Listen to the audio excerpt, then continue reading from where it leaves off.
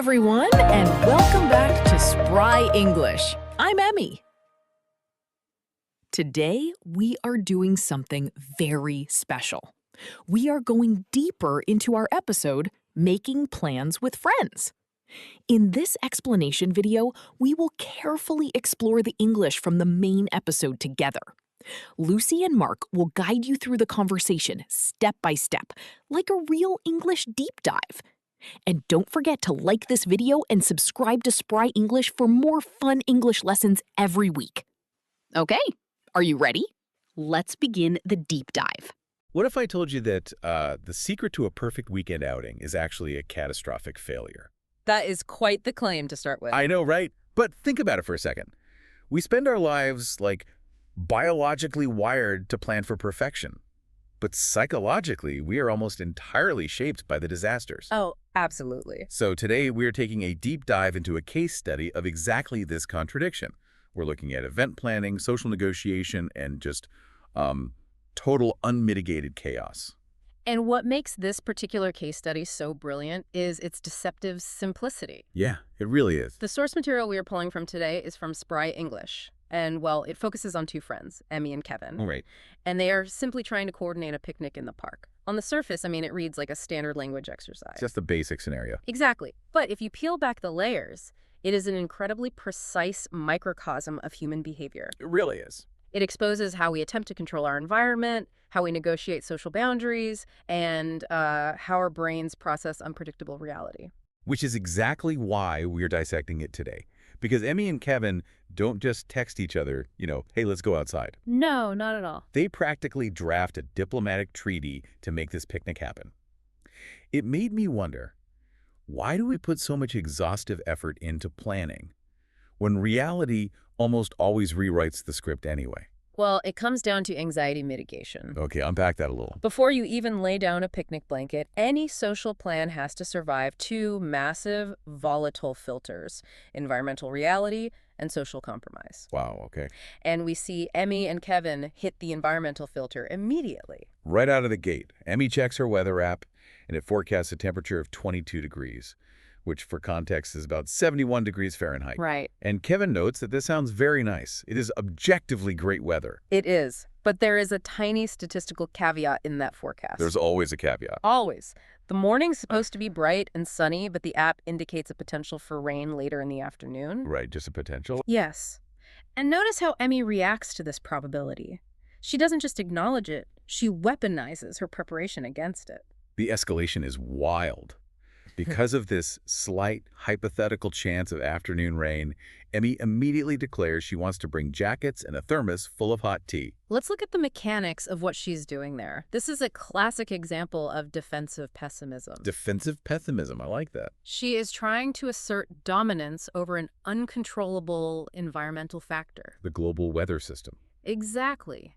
By over-indexing on physical preparation, the thermos isn't really about drinking tea. It is a physical manifestation of control. And Kevin doesn't try to talk her down. He actually matches her anxiety and raises it. He really does. He offers to bring umbrellas and extra blankets. Yes. He literally observes out loud that this picnic is becoming, quote, very professional. Very professional. It's a great observation by him. They are no longer curating a relaxing afternoon on the grass. They are launching an expedition. They are bracing themselves. And we all do this. We totally do. For everyone listening right now, I want you to think about your own thermos. Oh, that's a great way to put it. Right, what is the heavy, unnecessary baggage you carry into social events or weekend trips just because you are terrified of a 10% chance of rain? Yes. When was the last time you packed, 4 different charging adapters for a one-night trip? That is your thermos. You are trying to control the unpredictable. But the environment isn't even the hardest part of their planning phase. Oh, no, not at all. The physical world is indifferent to you. The real friction comes in the social negotiation of time. Yes, the scheduling conflict. Yeah. This is where the treaty negotiation gets really aggressive. It does. Emmy, who is clearly the driver of this operation, suggests they meet at 11 o'clock in the morning. And Kevin pushes back immediately. He states that 11 is just too early. And Emmy doesn't just disagree. She brings out empirical data. She has receipts. She points out his historical habits, noting that he sometimes sleeps until noon, and then she drops the ultimate receipt. I love this part. She reminds him that just yesterday, he didn't eat breakfast until 1 o'clock in the afternoon. Okay, let's unpack this. Because negotiating a meetup time with a notorious late sleeper is like trying to merge onto a busy highway. You have to find the exact right moment to compromise. That's a perfect analogy. Because this isn't just about picking a number on a clock. It feels like anchor pricing in behavioral economics. What's fascinating here is how deliberate it seems. Right. Emmy throws out 11 o'clock, an artificially early time, knowing Kevin's a late sleeper, specifically to drag his natural 1 o'clock impulse down to a middle ground. That is a highly accurate way to look at it. It is social game theory. If Emmy genuinely wanted to meet at 1 o'clock, she wouldn't start the negotiation at 11. Exactly. She is building in a buffer for his resistance. But there is also a biological boundary being negotiated here. Chronotypes are real. Oh, for sure. Night owls versus early birds. Right. If Emmy forces the 11 o'clock start time, Kevin shows up sleep-deprived and resentful, which ruins the emotional baseline of the picnic. Right. Nobody wants a grumpy picnic guest. But if Kevin dictates the 1 o'clock start time, they run headfirst into Emmy's primary anxiety, the forecasted afternoon rain. So they are basically trapped between his circadian rhythm and her meteorological dread. Precisely. The compromise they eventually strike is 11:30. It is the exact mathematical midpoint of their competing anxieties. A delicate truce. Yes. And once that framework is locked in, they feel secure enough to expand the social circle. They decide to invite their friends, Anna and Leo. Which means the container of the event is built. They have the time, they have the guest list, they have the umbrellas. They're professional umbrellas. Exactly. Now they have to curate the actual experience. And the source material gives us a very clear look into how they divide up the responsibilities, starting with the food. The food division is where you see their internal priorities manifest physically. Totally. Emmy takes the sensible foundational route. She is bringing juice, fruit, and lemonade. Very proud. But Kevin is tasked with sandwiches and apples, and he makes a very specific point to insist that cookies are, quote, extremely important. Extremely important. Emmy actually calls him out. She says he just wants dessert. And Kevin doesn't even defend himself. He just says, correct. This highlights how social groups unconsciously delegate emotional roles. Oh, interesting. How so? Well, Emmy is operating as the biological caretaker. She is focused on hydration, vitamins, sustenance. She wants to make sure everyone survives the picnic. Right. She's the mom of the group. Basically, yes. Kevin, on the other hand, is operating as the dopamine provider. He views the cookies not as food, but as the emotional peak of the experience. He is securing the reward. Exactly. And speaking of the experience, they don't just plan to sit there and eat. They plan a whole itinerary of activities. They do. They are going to ride bicycles. They're going to take photos because they know the park is beautiful in the spring. Sounds lovely. And they plan to play board games. Though the source text slips in a very revealing detail about those board games. Oh, the board game dynamic is so relatable. Kevin notes that Emmy gets very quiet when she loses. She claims she's just, thinking. But Kevin sees right through it. He knows she is just losing. See, that little detail is why I love looking at this material. We all have that friend. Oh, absolutely. You know exactly what their coping mechanism looks like when the social mask slips. Emmy's mask is silence under the guise of strategy. Yes. But as meticulously as they have planned the food and the games, they introduce a massive volatile variable into the mix, the pets. Oh, yes. Sunny the dog and Lili. The introduction of the pets completely shifts the risk profile of the event. It really does. They aren't just bringing animals, they are bringing distinct, chaotic personalities. For real. Kevin points out that Sunny genuinely believes he is a model and knows how to pose. And they agree that the self-belief is very important. Which is hilarious. And Lili, they note, looks adorable in photos. But the pets bring up a piece of dark backstory. Yes. This is the moment in the planning phase that legitimately confused me.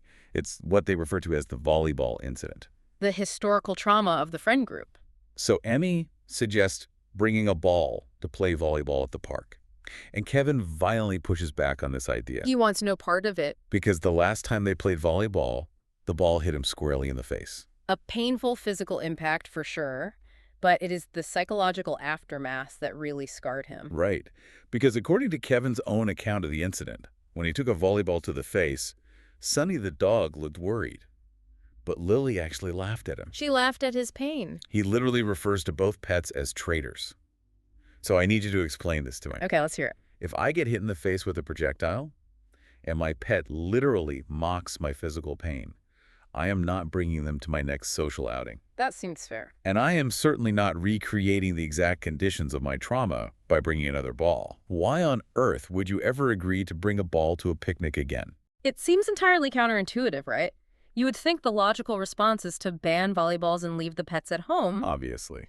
But this is where the psychology of social bonding gets complex.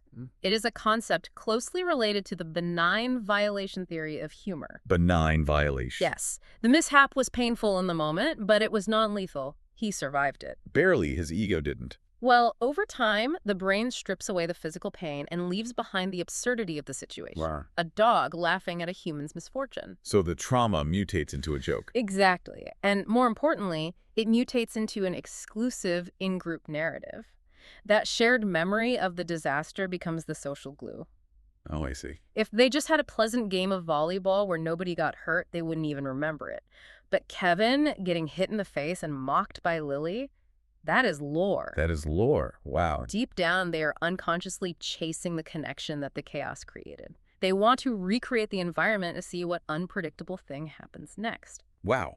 So we actively set ourselves up for failure because the failure is the actual bonding mechanism. Yes. We plan for the aesthetic perfection of the picnic, Right. but we rely on the imperfections to feel connected. That is the paradox of human planning. And, well, the universe is more than happy to provide the imperfection. It sure is. Because despite the thermos, despite the rigorous 11:30 time negotiation, and despite the perfectly balanced menu of vitamins and dopamine, the actual day descends into absolute chaos. The inciting incident. The Yeah. great basket heist. Yes. I am obsessed with the mechanics of this sequence.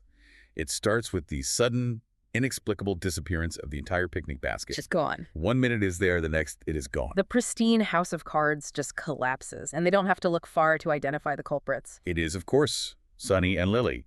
But the division of labor between these two pets is what makes this feel like a cinematic event. It really is a coordinated attack. Totally. Lili is found just sitting inside the empty basket. She has occupied the territory. Meanwhile, Sunny has physically stolen the sandwiches and is sprinting away. He took the prize.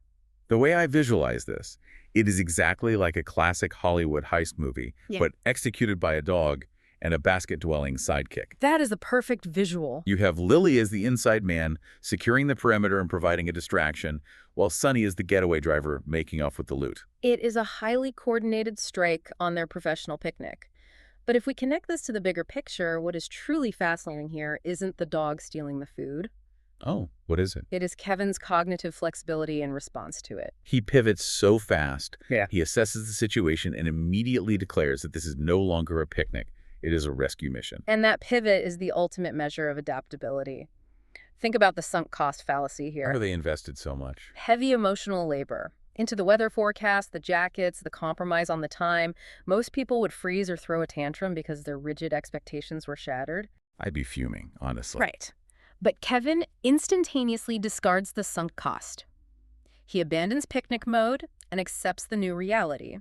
The objective is no longer leisure. The objective is asset recovery. Asset recovery of the sandwiches. Yes. But the pursuit is complicated by a hilarious detail. Emmy is yelling for Sunny to come back. But Kevin observes that Sunny is running incredibly fast. And despite the speed, Sunny looks undeniably happy. So happy. Kevin points out a historical pattern. Sunny always looks happy when he steals food. It is a moment of profound observation amidst the crisis.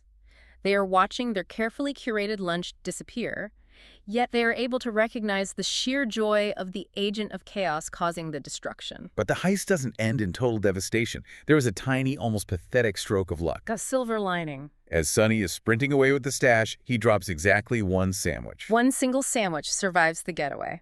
Emmy looks at the wreckage and asks, quote, "Only one sandwich?" And Kevin, the same Kevin who earlier was demanding cookies and complaining about 11 o'clock being too early, looks at the dirt-covered sandwich and simply says, "We can share." It is a complete and utter surrender to the circumstances. It is the death of the ego. It really is. Think about the contrast. They spent all morning trying to control the uncontrollable. They brought extra blankets and a thermos to fight the sky. They fight the sky. And it all culminates with the two of them sitting in the grass, splitting a single dropped sandwich. The professional expedition ends in absolute humility. It is weirdly beautiful. but it begs a massive question. How does a human brain process a day that swings so violently from meticulous preparation to a pet-induced rescue mission? This is where we hit the meta layer of the source material, and it is arguably the most psychologically revealing part of the entire text. I agree completely. Because the story doesn't just end with them eating the drop sandwich. It subjects the chaotic events to a rigorous, structured review. It does. Here's where it gets really interesting. The source material literally turns the trauma of the ruined afternoon into a mini-quiz challenge. Yes. Which, I have to be honest, feels completely unhinged. If a dog steals my lunch and ruins my weekend, I am furious. The last thing I'm going to do is sit down with my friend and start asking them multiple-choice questions about the crime. On the surface, yes, it seems absurd, but if we look at the mechanics of what a quiz actually is, it makes perfect psychological sense. It is essentially cognitive compression software. Cognitive compression software, what do you mean by that? Is overanalyzing the chaos the ultimate coping mechanism for a derailed plan? Yes, absolutely. When we experience a chaotic, unpredictable event, like a heist orchestrated by a dog, our brains are flooded with messy, high-stress emotional data. It is overwhelming. Oh, for sure. Our natural instinct is to try to formalize that chaos so we can store it safely. By turning the disaster into a quiz, they're taking this massive, unstructured emotional file and compressing it into neat, manageable data points, A, B, C, and D. Oh, wow. They are domesticating the disaster. Let's look at the actual questions they use to compress this. Okay, let's do it. Question 1 cements the facts of the negotiation. It asks to identify the 11:30 a.m. meeting time. Question 2 catalogs the dashed hopes. It asks what the planned activities were, the bicycles, the board games, the photos. Right, establishing the timeline and the loss. Exactly. Question 3 assigns liability, explicitly asking to identify the culprits of the stolen basket, Sunny and Lili. And the final question demands the psychological root of the anxiety. It asks for the reason behind Kevin's volleyball worry. By answering these questions, they are regaining control. The universe might have stolen their lunch, but by cataloging the facts of the theft, they own the narrative. They take the power back. That makes the next part make so much more sense. Because after the quiz, the source material includes a useful phrases review. They literally extract actionable language right out of the mess. When you're mining the disaster for tools. Exactly. They pull out standard planning phrases like, "Do you have plans for Saturday?" and "Let's have a picnic." But then, right alongside those, they highlight, "Come back, Sunny," as a core useful phrase. That is brilliant. The implication is incredible. It implies that screaming at a dog who is running away with your lunch is a highly necessary, repeatable skill that you are going to need in the future. And unrealistically, they will. By classifying "come back, Sunny" as a useful phrase, they are accepting a fundamental truth. This will not be the last time reality ambushes their plans. They know it's going to happen again. Right. They aren't pretending the next picnic will be perfect. They are literally gathering linguistic armor for the next inevitable disaster. They learn the phrase, they label the chaos, and they prepare to shout it again next time. So when we zoom out and look at the totality of Emmy, Kevin, the thermos, the anchor pricing time negotiation, the traitorous pets, and the cognitive compression quiz. Wait, let me restart that. Well, When we look at all of that, what is the actual blueprint we're supposed to walk away with here? the ultimate synthesis here is a masterclass in realistic expectations and psychological flexibility. Number 1, you must always plan for the rain. The literal and the metaphorical. Exactly. That means acknowledging the weather app rain and the rain of life. Bringing the thermos isn't foolish. It is a necessary step to soothe your own anxiety so you can actually show up to the event. Let yourself pack the 4 charging adapters if it makes you feel safe. Precisely. Number 2, you have to be willing to compromise on your timeline because rigid scheduling is the enemy of social harmony. Right. If someone's internal clock runs late, you cannot force them into your morning anxiety without paying a heavy emotional tax later. Find your 11:30. And most importantly, number 3, you must cultivate the cognitive flexibility to abandon the plan the moment the basket disappears. Watch the basket. The measure of your success isn't whether Sunny steals the sandwiches. It is how fast you can switch into the rescue mission and how graciously you can share the one drop sandwich that's left. I love that. So as you go about your week, I want you to look closely at your own ecosystem. Identify the Sunny and Lili variables in your world. They are out there. Oh, they definitely are.